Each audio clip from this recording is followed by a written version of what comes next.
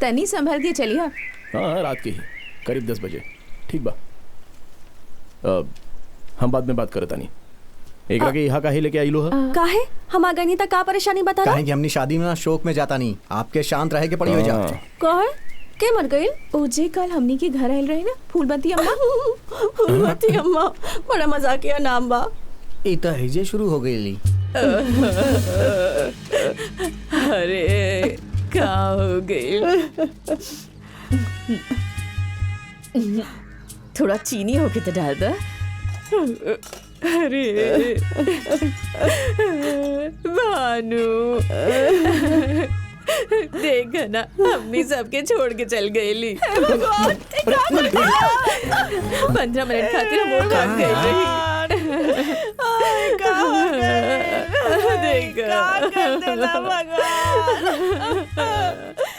भगवान का कर दे। अब ज्यादा मीठा हो गया, थोड़ा कॉफी पाउडर डाल दो। आंटी हर घर में केहू दोबारा शादी काहे ना कहीं नहीं ऐसे पूछ ले। शायद रात में मछली खात खात हंसत जात रही, हंसत रही, खात रही, कांटा गला में चुभ गई और दम घुटे से मर गई रही। क्यों रोज जाला तो कितना दर्द हो खेला और इतना हंसत हंसत चल गई। पूरा गांव वालन साथे बड़ा प्रेम से व्यवहार करत रही। अरे करता ये आज पिटवाई। हंस मत, हमार माँ ये लोग मार डरी हैं हमनी के। अरे हंस मत, समझने में क्या होता है। चलो चलो यहाँ से। फूलमती अम्मा हमने के छोड़ के चल गई। फूलमती अम्मा आजा, फूलमती अम्मा काहे चल गई? फूलमती अम्मा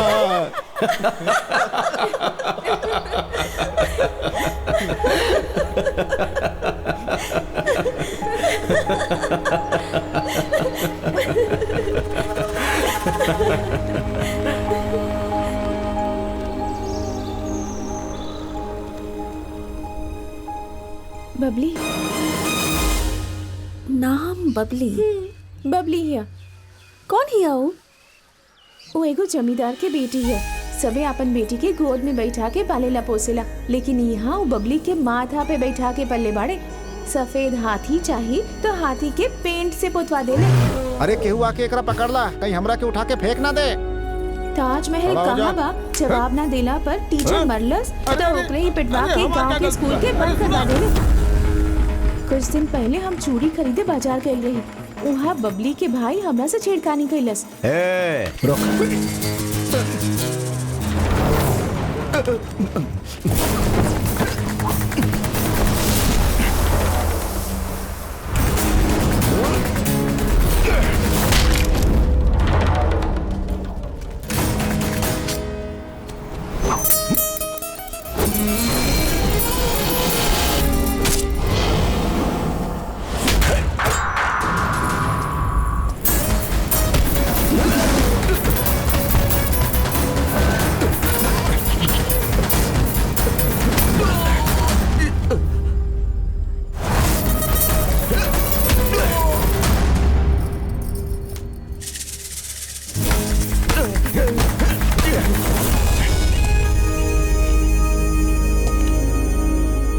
हमार भैया जब ओकनी के मरले तब बबली जो हमसे कहलस उस उनके बहुत बड़ा झटका लागल। तू हमरा बहुत पसंद बड़ा।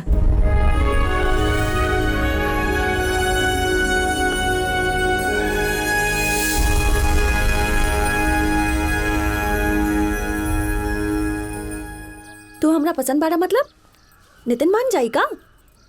तो जमींदार हमने के वहाँ बुला के आ ई सुना के गणित समझा के हाँ करवा देले। तहार परेशानी भी दूर होखे के बा तो तहार जिंदगी में कोनो चमत्कार होखे के चाहिए। ई बाड़ी ऊ चमत्कार।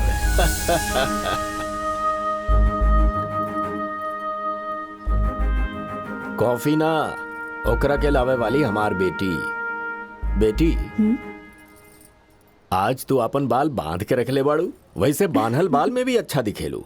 हमरा हाँ चाहे ना कहे से पहले भानु की शादी कोनो अच्छा लड़का से होके के चाहिए। सही बा, भानु के शादी हो जाई तब तो तारा कोनो आपत्ति ना होगी ना? हाँ, सो वी विल फिक्स दिस। भानु एक बार वो बबली से मिलवा दो ना। तू मिले काहे जाइबू? बुलाई तो खुद ही यहाँ आ जाई। हाँ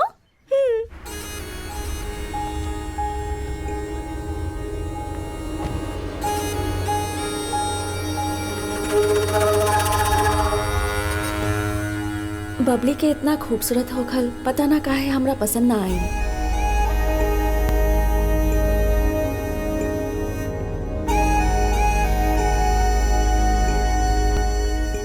मधु, हम यहाँ बानी।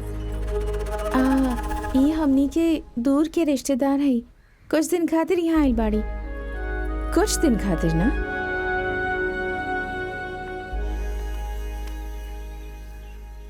ऊ नहीं करना। ओ मतलब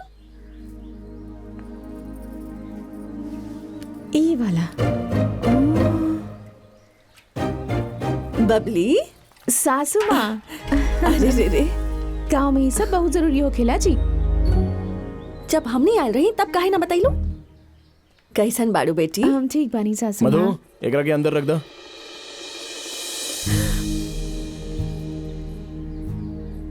अरे तू भानु से मिले आइल बाड़ू? एगो शर्ट दे दे बस काफी बा। तो फिर जौन कुछ पूछबा सब बता दी। बेटा खाना लगा दी। हाँ माँ लगा दा। बबली तू आ जा। पहले मेहमान लोग के खिलाई सासू माँ, हम बाद में खा ले।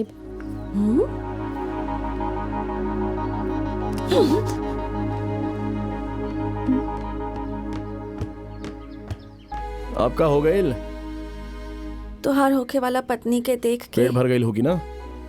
हमार तो भूख ही मर गई। तो हम दूध भेजवा दी। ना का बता दोबारा उठा के ले जाइबा।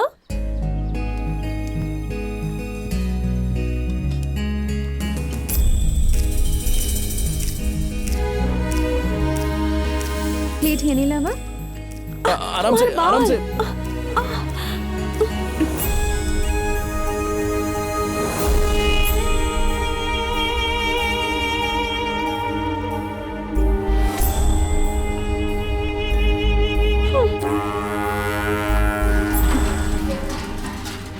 हमरा बहुत अफसोस लेखा भइल। हमरा गुस्सा आवेला तो बस जौन दिल में आवेला उहे करीला, बाकी ओकरा बाद बहुत दुखी होखीला। हमार सुसाइड अटेम्प्ट भी ऐसने रहे, अपन माँ पे गुस्सा।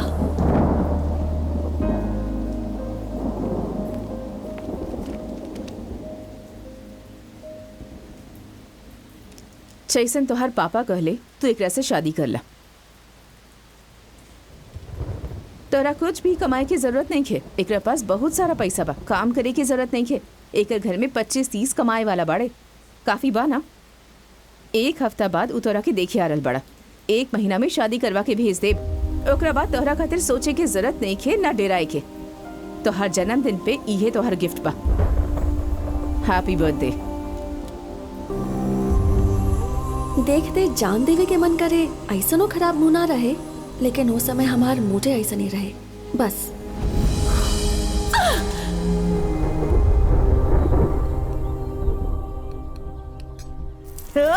हेलो हेलो, हाँ हम बैजनाथ बोल रहा बानी। महालक्ष्मी जी बाड़ी का?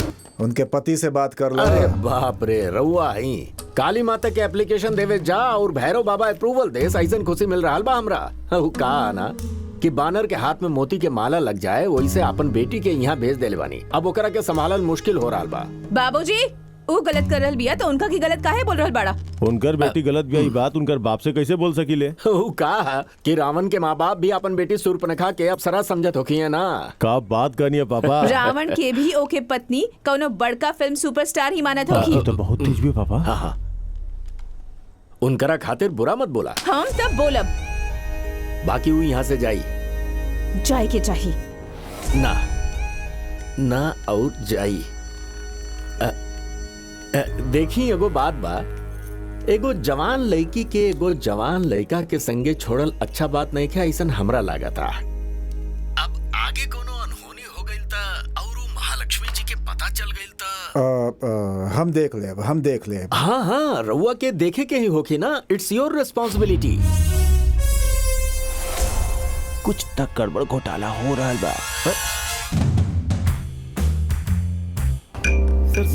यस ऐसा होता तो। हेलो मैडम छोटकी मैडम घर पे ना कोनो रिश्तेदार के घर पे पड़ी। तोरा कैसे पता? गांव से कोनो भूतनाथ के फोन आयल रहे। वो बैजनाथ है। अरे भूतनाथ होके चाहे बैजनाथ, फोन तो वे कैले रहे ना। सब टेंशन में बा, रहुआ एक्सटेंशन में बनी। जल्दी से हमारा टिकट बुक करा, हमारा हलबानी। ओके मैडम।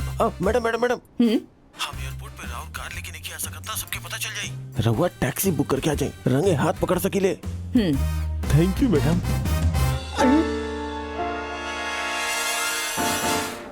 कुर्सी पे झूल रहे बड़े।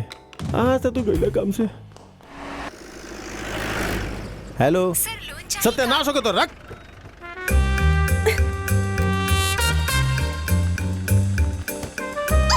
चल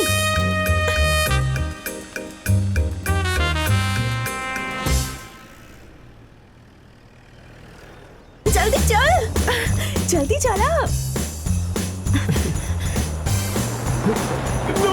नमस्ते मैडम, मैडम मैडम मैडम। जल्दी जल्दी जल्दी एक ही पकड़ा। बस बस यहीं रुक जाइए, उधर जाइए बेटा, उधर जाइए। गाँव वाला का फोन हम खुद ही अटेंड कर लेनी मैडम। काबे लक्ष्मी फोन के लिए बिना चली ली। तो हर बहुत याद आवत रहे ना।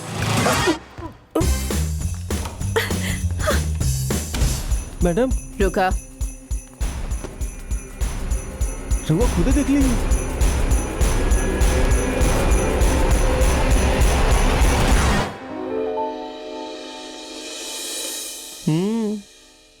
ओइजे केहू नहीं के खाली तकिया लागल बा।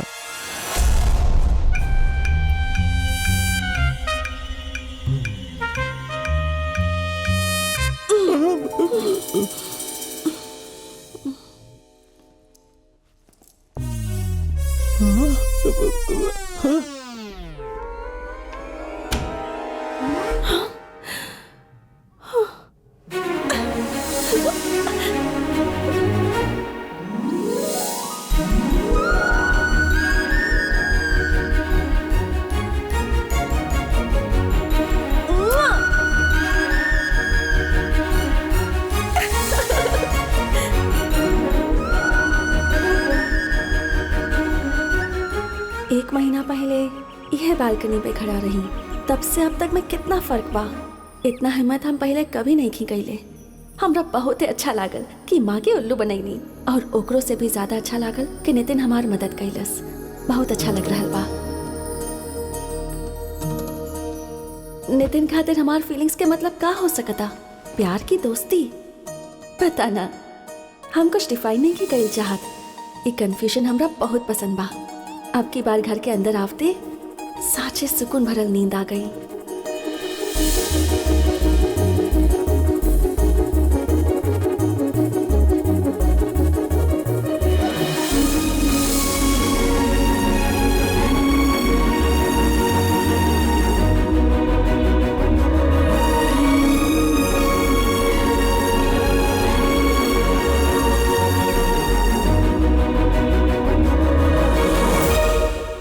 बोल दिया।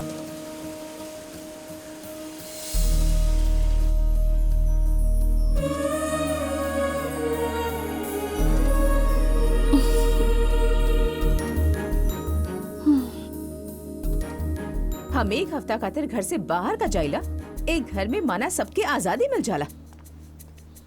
शेखर के घर वाला अनोखे देखे काहे ना आइले? रवा का कुछ नहीं भाई? उनका से? रवा शेखर पूछल के चाहत घर वाला रहला। ना आइले ना, काहे ना यही आइले? से सभी की चुपचाप क्लास ले बैठ रहल बाड़ी। जवाब दी। केहू फोन करके उनका के बतैलस कि ये रिश्ता हमनी के इंटरेस्ट नहीं है। उनकर आवे की इच्छा नहीं के, ऐसे बेकार के बात करल बड़न।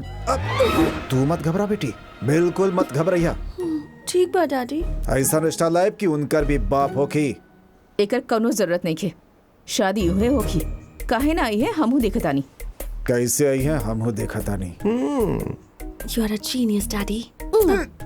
ऐसा केतना लक्ष्मी के देख ले बानी हम। ई त बस एक गो भाड़ी अपन हाथ के नीचे रखिला तोहरा मम्मी के। थैंक यू वेरी मच। बात हो गई बा। उ लोग काल लंच पे एकरा के देखी आ रहल बाड़े। का भइल? ना आवे की खबर से बहुत हंसत रहलू, अब आ रहल बाड़े तब मुंह काहे लटका लेलू? हंसी लक्ष्मी, अभी तो गुड न्यूज सुन ले ही बाड़ी। हंसी ऑन द वे बा। तू हूं ना। शेखर के घर वाला आरल बारे सुनते हमार माता हंगामा खड़ा कर देली। मम्मी हाँ हमरा खातिर ड्रेस ले ला। सिलेक्ट कईली। हम जौन भूल सिलेक्ट कईनी ओकरा के फेंक देली। हाँ माया के सिलेक्ट कईल मेन्यू से डाइनिंग टेबल भरवा देली।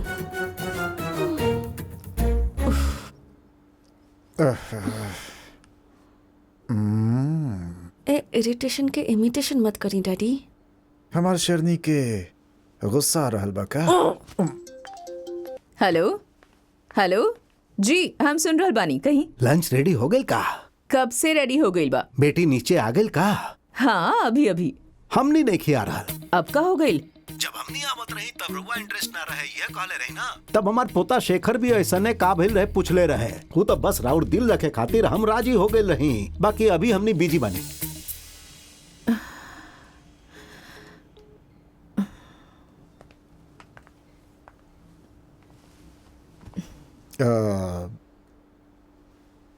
ऊ लोग नहीं खना रहल।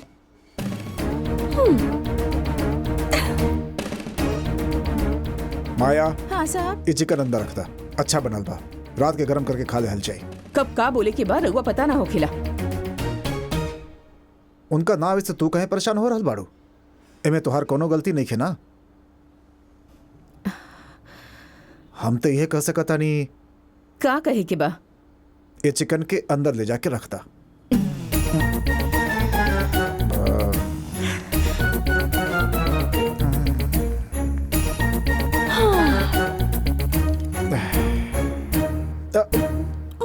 भानुआ के शादी हम ऐसे ही तुड़वा देले रही। पता ना हो कैसन बिया।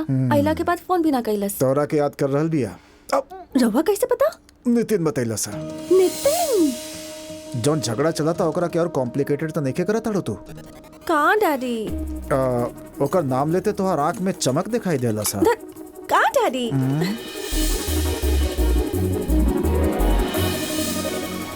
नितिन के नाम लेते का साझे हमार आंख में वो चमक आ गई रहे।